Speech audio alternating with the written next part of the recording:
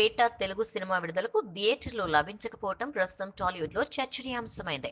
తాజాగా super star Rajinikanth నటించిన పేట Telugu version సినిమాకు తెలుగు రాష్ట్రాల్లో 2 థియేటర్లు మాత్రమే దొరకటం సిగ్గుచేటు అని వివాదాస్పద నటి శ్రీరెడ్డి ఫేస్బుక్ లో పోస్ట్ చేసింది. ఇంకా టాలీవుడ్ నిర్మాతలను ఈ సందర్భంగా ఏకిపారేసింది. టాలీవుడ్ మాఫియా సిగ్గుచేటు.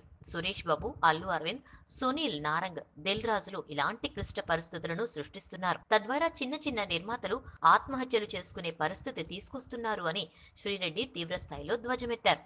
చిన్న నిర్మాతలను ఉరేసుకునేలా చేసేది ఈ నలుగురే. మీకు కుమారులున్నారు. మీ ఫ్యామిలీలు నంబర్ 1 గా ఉండడం ఓకే, కానీ తమిళ డబ్బింగ్ సినిమాలకు తెలుగు రాష్ట్రాల్లో థియేటర్లు దొరక్కపోవడం సిగ్గుచేటు.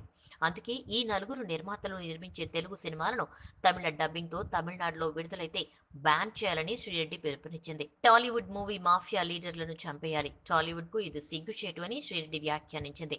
ఇంకా పేట మూవీ డిస్ట్రిబ్యూటర్ అశోక్ గారికి సారీ చెప్పింది శ్రీరెడ్డి. ఈ వీడియోపై మీ విలువైన కామెంట్స్ ని మాతో షేర్ చేసుకోండి. అండ్ ఇంకో విషయం, సబ్స్క్రైబ్ చేయడం మర్చిపోకండి.